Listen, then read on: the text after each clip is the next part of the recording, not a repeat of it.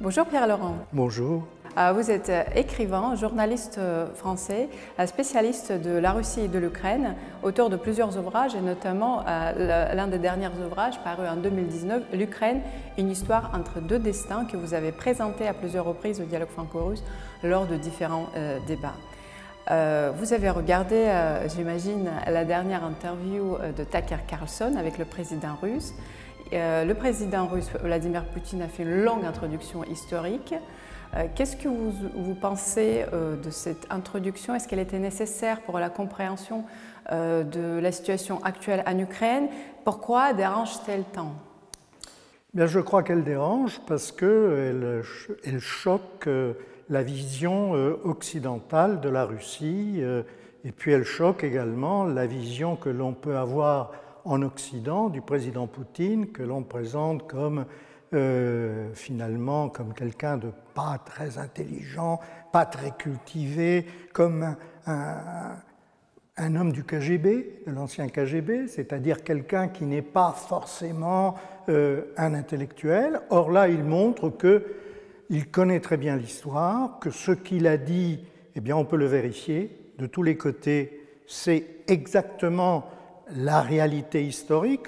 On peut bien entendu interpréter certains points ou d'autres, mais si l'on suit le cheminement qui est le sien pendant le petit cours d'histoire russe qu'il a fait, on ne peut que constater que non seulement il connaît bien le sujet, mais qu'en plus il a une parfaite connaissance des dates et qu'il pourrait faire une conférence de plusieurs heures sur ce sujet-là.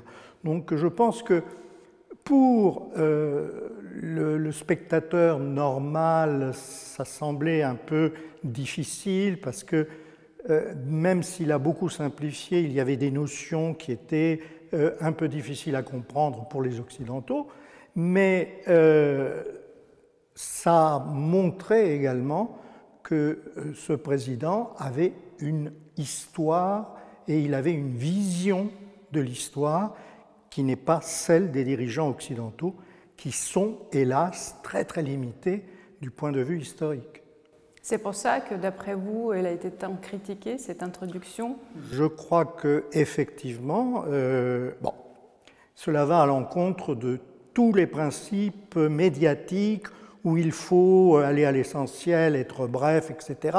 Là, il a pris le temps et en plus, ce qui était assez intéressant, c'est de voir que Tucker Carlson était dans l'attente de quelque chose qui devait venir vite, et à chaque fois que Tucker a essayé d'interrompre le président Poutine, celui-ci l'a un peu remis à sa place en disant « non, non, je continue parce que c'est important ». Et c'est ça, effectivement, qui, pour nous, devrait être intéressant, c'est voir ce qui est important pour un personnage comme Poutine. Là, on est d'accord, l'histoire est importante. Pour la première fois dans l'histoire de ce conflit, sauf erreur de ma part, Vladimir Poutine a dit que c'est aussi une guerre civile. C'était à la fin de l'interview. Les éléments de la guerre civile, ça nous ramène au début de ce conflit, voire avant Maïdan. Par contre, vous, dans l'introduction de votre livre, vous dites qu'il est réducteur de voir ce conflit comme en déclenchement entre les pro-russes et pro-occidentaux. Pourriez-vous un petit peu développer ce sujet? Oui, je crois que ce qui est important de voir... Non, le président Poutine avait déjà amorcé un tout petit peu le fait que ça pouvait être une guerre civile au moment où il a annoncé l'opération militaire spéciale le 22 février 2022, où il disait que la Russie n'était pas en guerre contre l'Ukraine, que finalement on comprenait très bien qu'il y avait un même peuple et qu'il y avait des différences d'interprétation entre ce qui venait de l'ouest de l'Ukraine et ce qui était à l'est.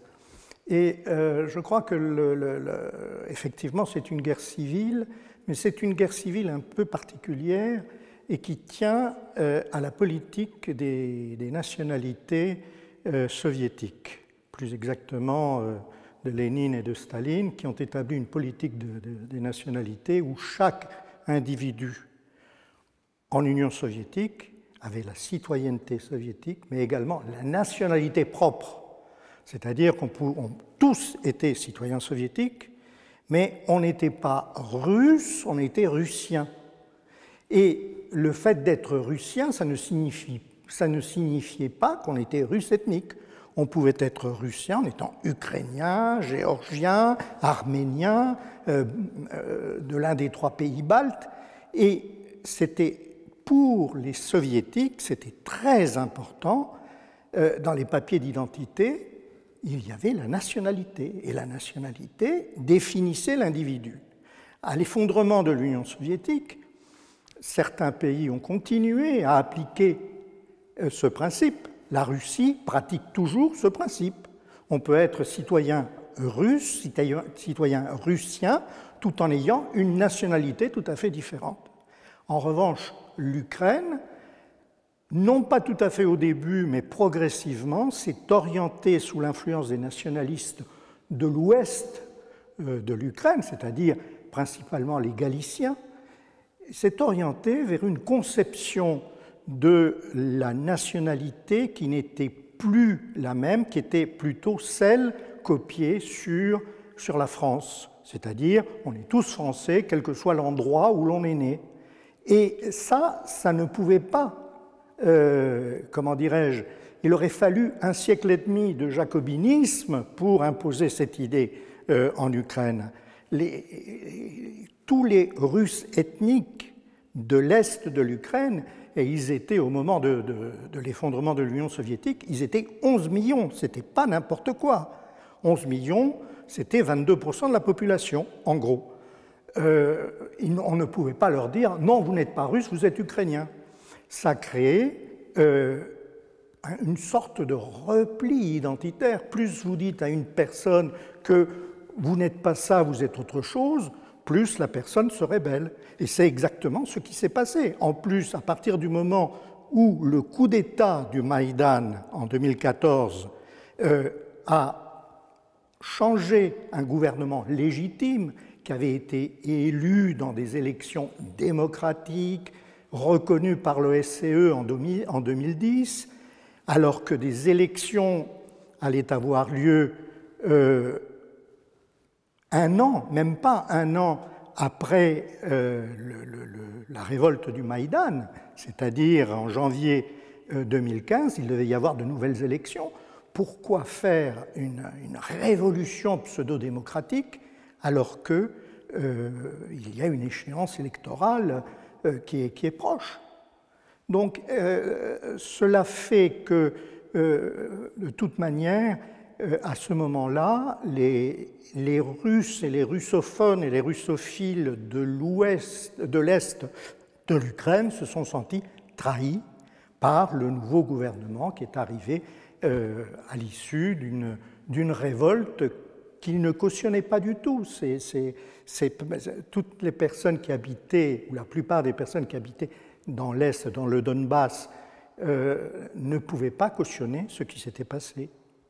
Donc, c'est de là qu'est née la guerre civile qui dure depuis 2014.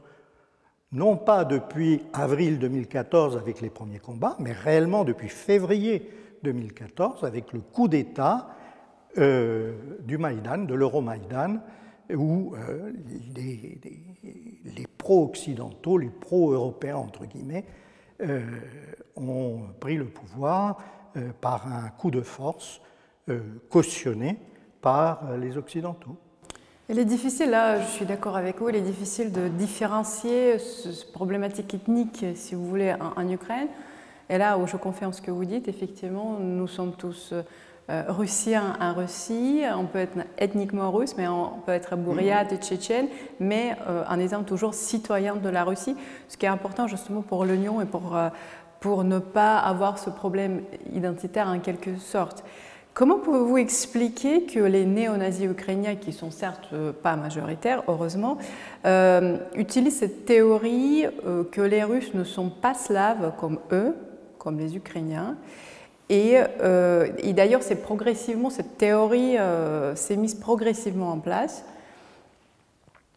Les manuels d'histoire changent d'une vitesse remarquable. Quel est votre commentaire ? Je crois qu'il y a une perversion de l'image. Bon, les Russes ne sont pas slaves. Cela signifie quoi? Cela signifie que les Ukrainiens de l'Ouest et les Galiciens sont les véritables Slaves. Mais d'un autre côté, certains vous diront qu'ils sont beaucoup plus proches des Germains que des Slaves. On ne comprend pas très bien quelle est la logique. C'est simplement, il s'agit, comme dans toutes les rivalités historiques, quels que soient les participants, il faut toujours dénigrer l'autre partie. Il faut toujours dénigrer, là, pour les Russes, qu'est-ce qui est leur identité? Leur identité, c'est le fait qu'ils sont slaves. Et que les peuples slaves sont frères. Et lorsque vous voyez dans les stades en Serbie des supporters crier Serbie, Russie, nous sommes frères, pour eux, il est clair que les Russes sont des Slaves, et pour les Russes, les Serbes sont des Slaves, mais les Ukrainiens aussi sont des Slaves pour les Russes. Donc il y a un problème, comment dirais-je, d'identité qui révèle non pas le manque d'identité des Russes, mais le manque d'identité, le fait que les Galiciens ne comprennent pas réellement quelle est leur identité. Et puis, il y a un problème majeur, c'est que les seuls antécédents historiques qu'ils possèdent sont liés comment dirais-je, à l'Empire austro-hongrois. La Galicie faisait partie de l'Empire austro-hongrois depuis la fin du XVIIIe siècle. C'était le royaume de Galicie et de Lodomorie. Avant cela, ils étaient polonais. Comment trouver sa propre identité alors que le seul moment où ils ont été réellement, ils se sont sentis réellement ukrainiens, ça a été pratiquement lorsque les soviétiques ont occupé la Galicie à l'issue du pacte germano-soviétique.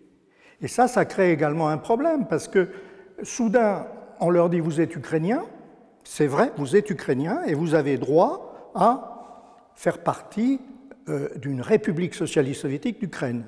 Mais en même temps, ceux qui leur donnent cette possibilité, ce sont les soviétiques qui créent un problème majeur d'identité différente, d'identité économique, d'identité culturelle, parce qu'ils imposent le système soviétique et que la soviétisation se traduit par des dizaines de milliers de morts.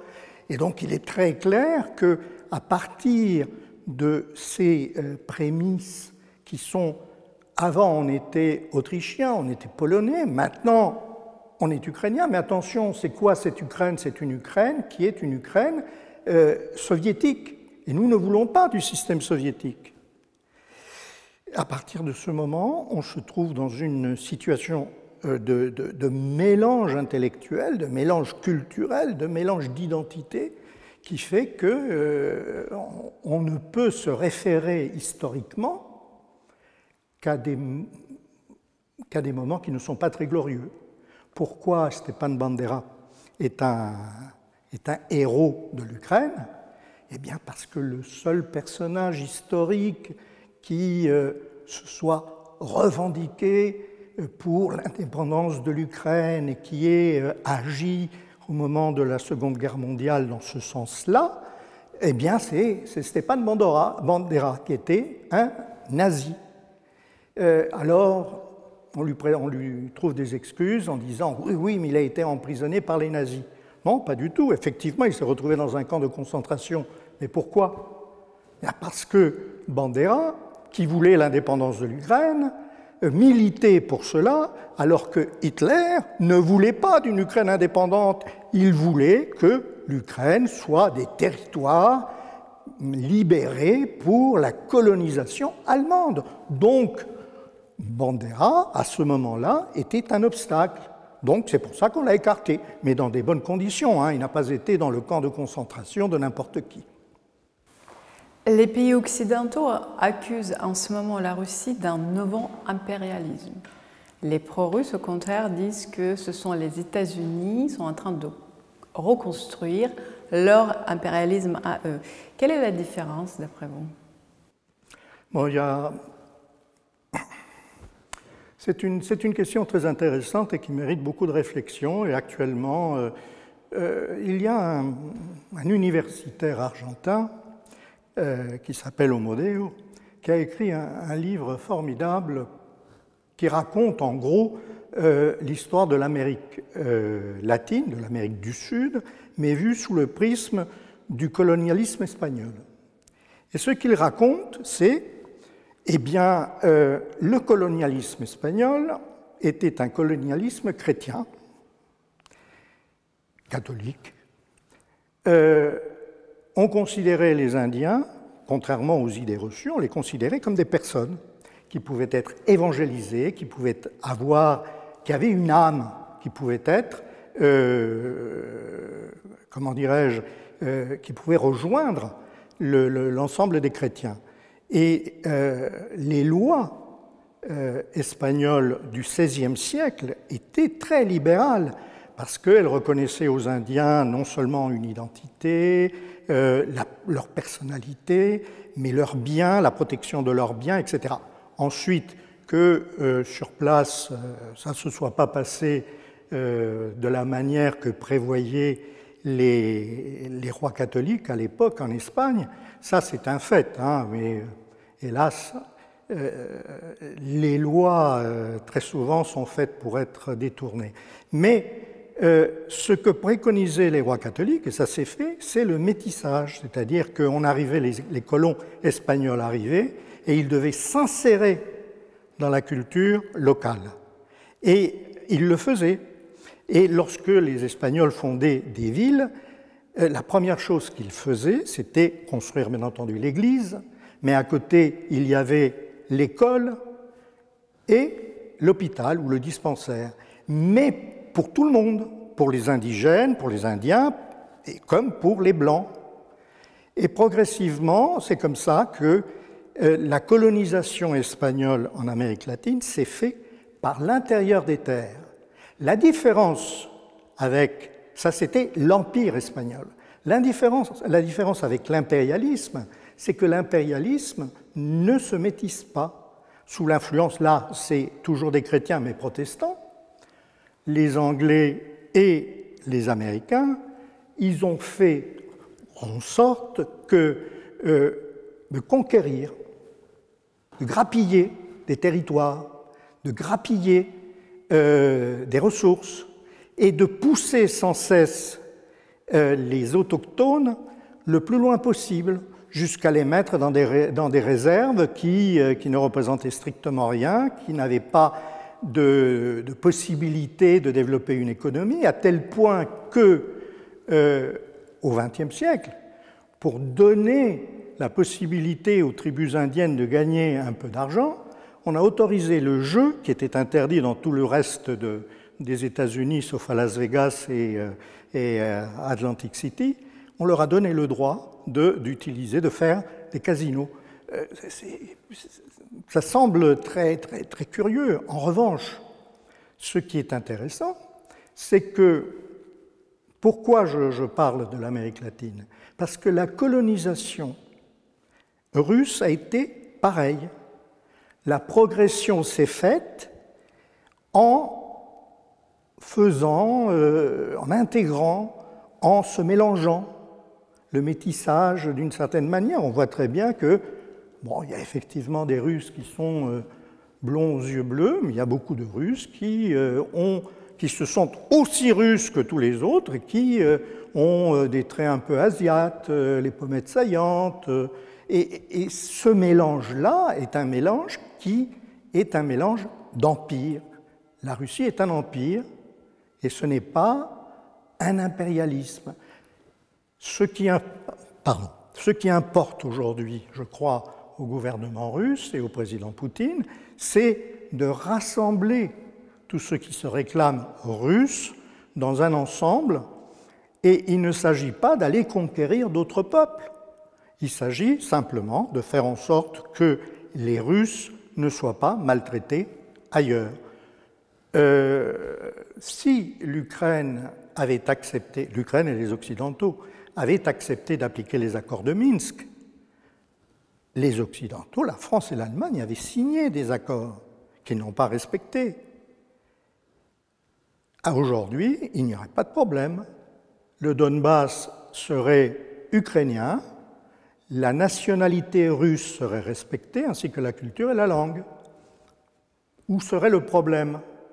Ça a été exactement comme si, soudain, les Anglais avaient décidé que l'Écosse et le Pays de Galles devaient être anglicisés. Et que voilà, et que la culture écossaise, la culture galloise, ça n'existait plus. Les autonomies galloises et écossaises disparaissaient. Qu'est-ce que l'on aurait dit en Occident? On aurait dit, mais non, mais c'est pas possible, on ne peut pas faire ça. Alors pourquoi cela en Angleterre serait interdit, enfin en Grande-Bretagne, et qu'en Ukraine, non, c'est tout à fait normal, c'est autorisé. Les Russes d'Ukraine n'ont aucun droit. Ça, je ne parviens pas, honnêtement, je ne parviens pas très bien à le comprendre. Pour revenir un petit peu à l'histoire de Maïdan, ou même avant Maïdan, puisque c'est important, il y avait des accords de l'association entre l'Ukraine et l'Union européenne. Qu'est-ce qui s'est passé réellement? Là également, c'est une fable que l'on raconte en disant le président Yanukovych, le méchant, il a refusé de signer, c'est parce qu'il était payé par les Russes, il était pro-russe, il voulait vendre l'Ukraine à la Russie. Enfin bon, non. En fait, ce qui s'est passé, c'est que c'est le président Yanukovych qui a négocié les accords. Il a négocié l'accord d'association politique et économique en 2012. Et tout était parfait. Normalement, il ne restait plus qu'à signer à quelques conditions près. La première, c'était, et ce qu'a avancé Yanukovych, c'est de dire très bien, nous allons avoir un accord de libre-échange avec l'Union européenne, mais nous avons déjà un accord de libre-échange sur de nombreuses marchandises avec la Russie. Donc il faut qu'on se mette d'accord. Et ça, en janvier 2013, le président de la Commission européenne d'alors, qui était José Manuel Barroso, a dit très clairement: il n'en est pas question. Si vous entrez dans l'accord d'association avec l'Union européenne, il faut que vous sortiez de l'accord avec la Russie. C'est incompatible. En janvier. Là, tout le monde a trouvé ça tout à fait normal. Simplement, Yanukovych, lui, ses échanges, c'était ses exportations, les exportations ukrainiennes, c'était 32% en direction de la Russie. Enfin, signer cela, c'était la mort d'une partie de l'industrie ukrainienne. Il ne pouvait pas permettre cela. Donc, il insistait pour une négociation à trois, une européenne, Ukraine et Russie, de manière à mettre au point des dispositifs qui pouvaient permettre à l'industrie ukrainienne de survivre. Refus de la Commission européenne, alors que les Russes étaient d'accord. L'ancien président Medvedev, qui avait quitté le pouvoir quelques mois auparavant, en juillet 2013, dit à peu près la même chose que ce que Barroso avait dit 7 mois avant. Et là, tout le monde, en Occident, poussent les hauts cris en disant « Mais mon Dieu, mais il est hors de question que les Occidentaux cèdent devant ce chantage. Comment la Russie veut que l'Ukraine choisisse entre elle et nous, Occidentaux? C'est pas possible. » C'est exactement ce qu'avait dit Barroso quelques mois auparavant. Donc, bon, c'est toujours le deux poids, deux mesures. Et donc, lorsqu'est approchée la date de la signature, les Occidentaux n'étaient pas, enfin les Européens n'étaient pas d'accord exactement sur les termes, parce que l'ancienne Premier ministre Yulia Tymoshenko était en prison à ce moment-là pour malversation. Certainement qu'il y avait un contenu politique derrière, mais peu importe. Et certains pays, en particulier l'Allemagne, voulaient la libération de Tymoshenko. Et Yanukovych, à ce moment-là, ne voulait pas la libérer parce que c'était à quelques mois avant la nouvelle élection présidentielle et il ne voulait pas libérer une rivale potentielle.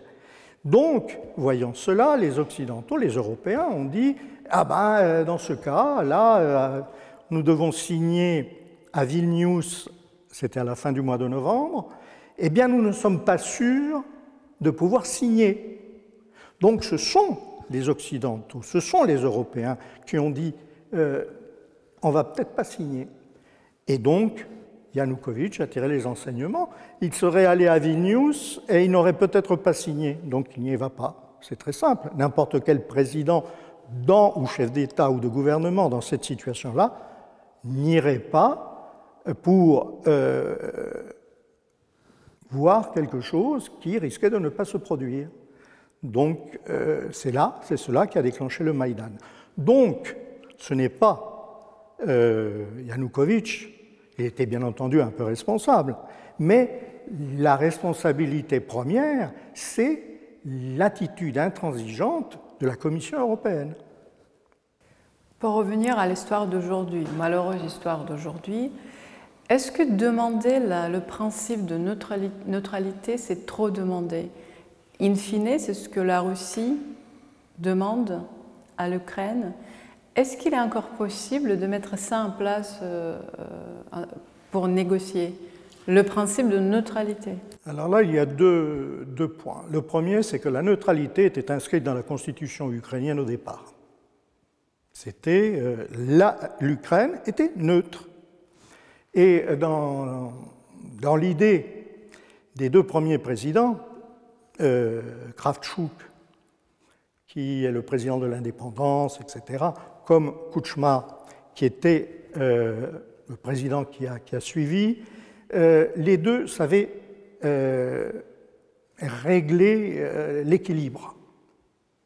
Ils étaient entre les deux, entre l'ouest de l'Ukraine et l'est de l'Ukraine.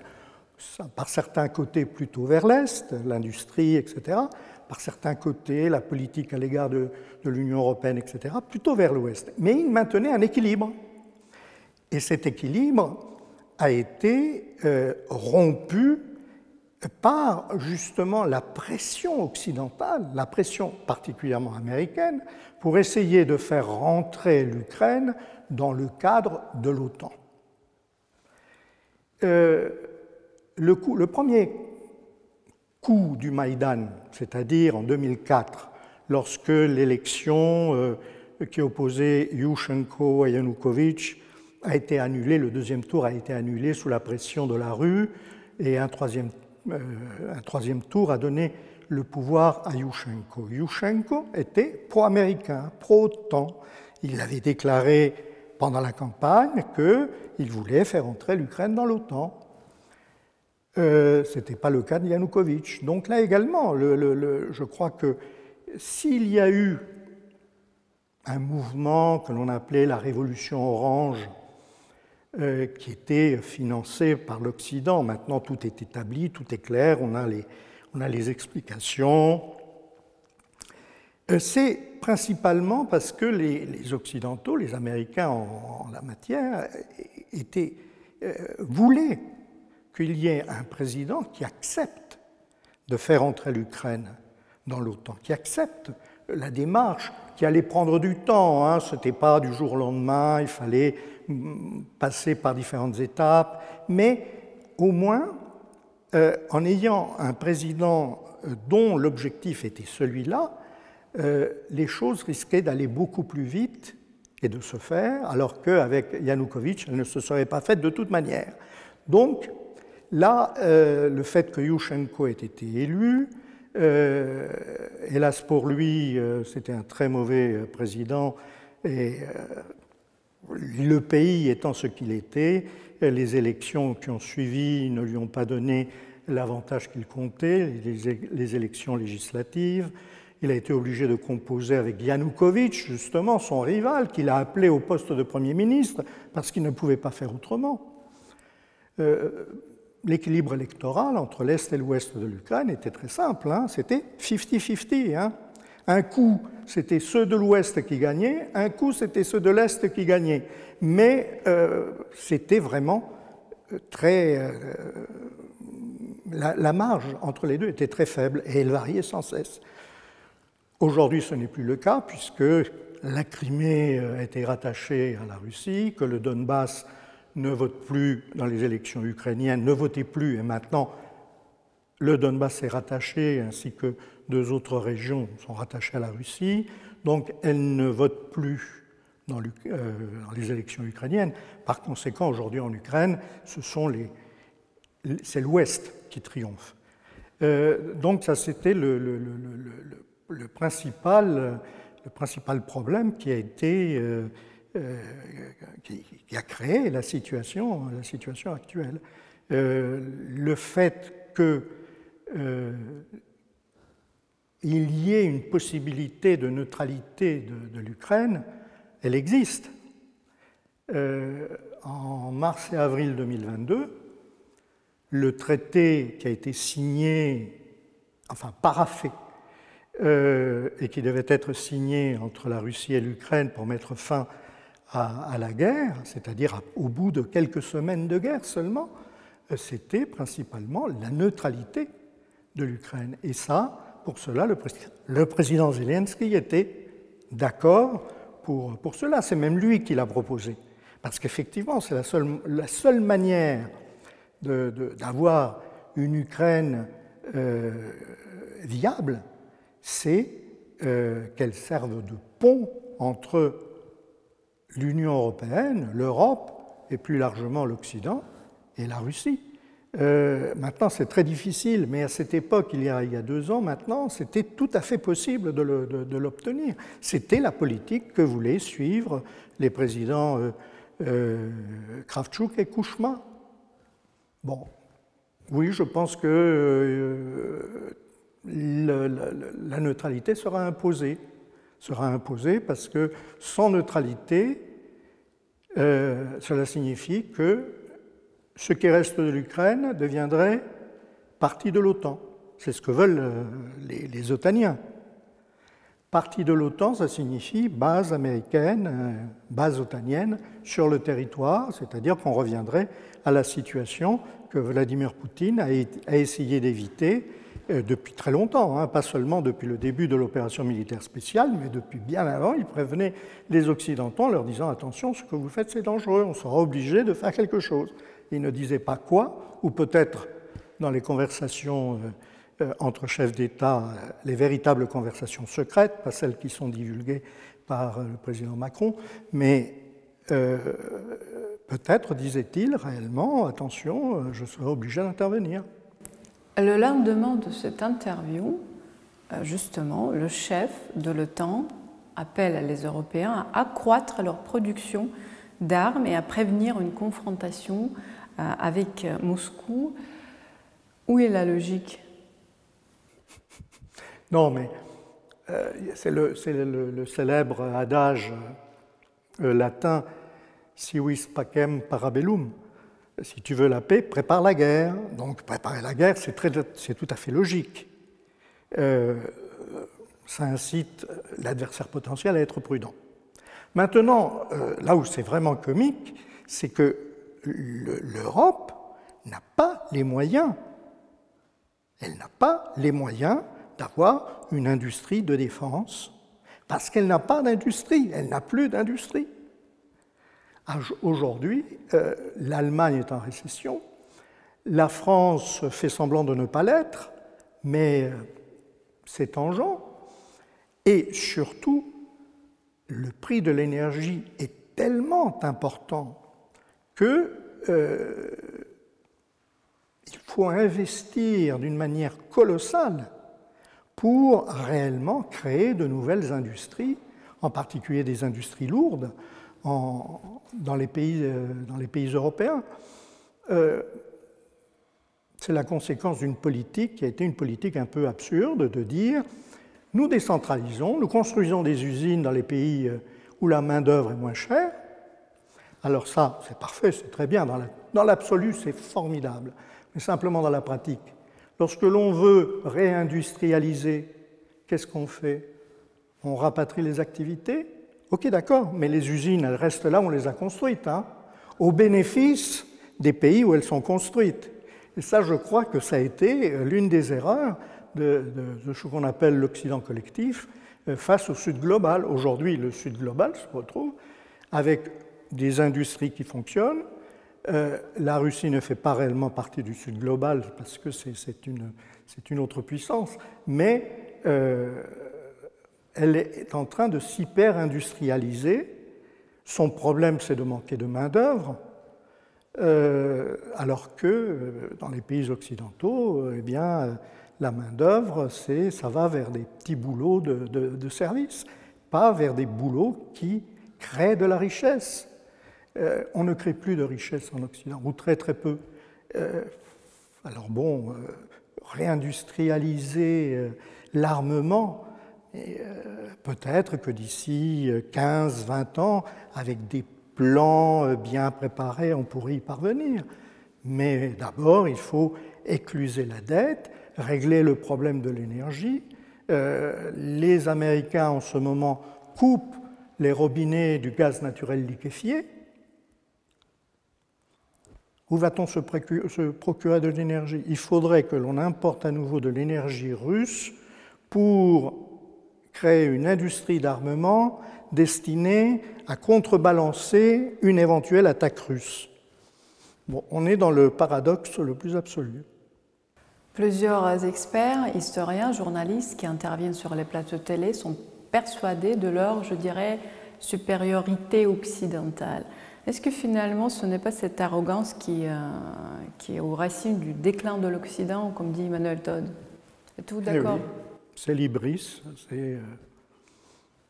On est tellement persuadé d'être la puissance, l'Occident global, la puissance dominante de toute la planète pendant des décennies et des siècles, qu'on perd de vue que les autres pays, eh bien, ils évoluent aussi, qu'ils ne restent pas figés à l'âge de pierre, que même lorsqu'on imagine que le pays est figé à l'âge de pierre, comme l'Afghanistan, eh bien, les Américains sont obligés de se retirer.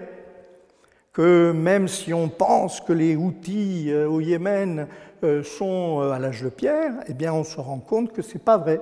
Ce n'est pas des cailloux avec des frondes qu'ils envoient contre les bateaux en mer Rouge. Les missiles fonctionnent très bien. Et là, on est dans cette idée qui est propre, elle est très générale. C'est-à-dire, nous, en ce qui concerne l'Ukraine, il suffit que l'on s'arme. Il suffit que l'on crée une industrie d'armement. Il suffit que l'on produise des munitions, des obus de 155. Il suffit que l'on envoie des canons César. Et cela prend du temps, et on le sait. Les premiers résultats, disons en 2025, 2026, peut-être 2027, et on s'imagine, je ne sais pas comment, que pendant ce temps, la Russie ne va rien faire, qu'elle va rester là, immobile, en attente de quoi? En attente que nous devenions à nouveau grands et forts et puissants. Mais la Russie, elle sait très bien quels sont ses intérêts. Donc, elle défendra son territoire, elle défendra les territoires russophones et russes qu'elle a reconquis pendant cette campagne, et puis elle attendra de voir venir en faisant toujours la démarche de contrarier les actions occidentales. Donc ça ne risque pas d'être d'un côté la Russie ne bouge pas et de l'autre l'Occident monte en flèche, comme sur les plateaux, on entend ça sur les plateaux. Non, il y aura une montée en flèche très douce, hein, une pente très légère, alors que la Russie, elle est sur une lancée qui l'entraînera vers une autonomie qu'elle a déjà. Elle n'a pas besoin, la Russie n'a plus besoin réellement de s'industrialiser davantage, même si elle le fait. Elle a une population qui pour le moment stagne, qui ne repartira, selon justement Emmanuel Todd, que d'ici quelques années, lorsque les classes creuses seront passées. Elle reprendra, grâce en particulier à la politique de natalité russe, elle reprendra progressivement, mais pour satisfaire les besoins du peuple russe, actuellement, c'est à peu près fait. On va améliorer certainement, on va améliorer les choses. En plus, la Russie est totalement autonome du point de vue des matières premières, du point de vue elle a tout. Et en plus, elle bénéficie du commerce avec, certains disent 75%, d'autres disent 80% de la planète. Alors pourquoi aurait-elle besoin de s'inquiéter de ce que font les 20% restants qui ont pour les États-Unis une dette de 33 000 milliards de dollars? Mais comment vont-ils faire pour l'éponger, cette dette? Jamais. D'autant plus que jusqu'à présent, c'était simple. Grâce au pétrodollar, lorsqu'on vendait du pétrole, ils imprimaient des dollars. Maintenant, les transactions ne se font plus totalement en dollars. Donc, ça crée la possibilité, ça crée une diminution de la possibilité d'imprimer des dollars. On est honnêtement, l'Occident est dans une passe très défavorable, très néfaste. Je vois mal comment on pourrait s'en sortir sans une crise majeure à venir dans les prochaines années. Et à ce moment-là, peut-être que si cette crise arrive au moment où cette guerre d'Ukraine est terminée, nous serons peut-être à nouveau bien contents de pouvoir compter sur la Russie et sur le Sud global pour nous aider à nous en sortir. Merci Pierre Laurent pour ce dialogue. Merci à vous.